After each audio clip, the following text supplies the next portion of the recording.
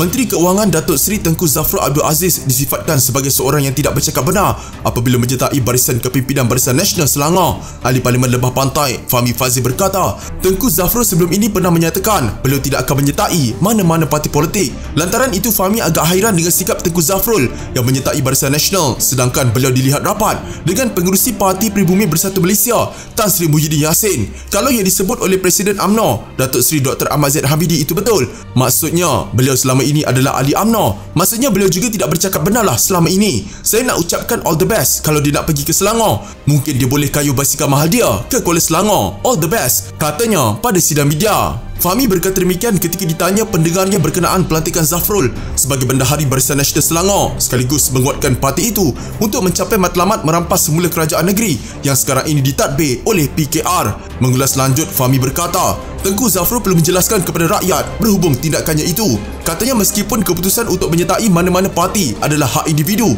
namun langkah menjelaskan apa yang telah dilakukan itu perlu supaya rakyat dan juga pengundi nampak apa yang dilakukan. Tambahnya, beliau tidak pasti sama ada keputusan Barisan Nasional melantik Tengku Zafrul ke jawatan tersebut dapat membantu menguatkan parti tersebut atau ia akan berlaku sebaliknya. Saya rasa sama ada beliau akan membantu ataupun menjadi beban kepada UMNO di Selangor. Itu kita lihat kemudianlah, itu pengundi akan putuskan. Tetapi sebagai seorang wakil rakyat dan seorang ahli parlimen, saya lihat beliau sebelum ini pernah berkata takkan terlibat dengan politik, tapi sekarang dah masuk politik, ujarnya. Untuk rekod, Zafrul dilantik sebagai Bendahari UMNO Selangor sebagai antara usaha untuk menawan semula negeri itu dari tangan Pakatan Harapan. Tengku Zafrul diumumkan menyertai Barisan Nasional dan dilantik sebagai Bendahari Barisan Nasional Selangor baru oleh Pengerusi Barisan Nasional Selangor, Tan Sri Noh Omar. Beliau menggantikan Ketua UMNO bahagian Sungai Besar, Datuk Seri Jamal Yunus yang sebelum ini memegang jawatan berkenaan.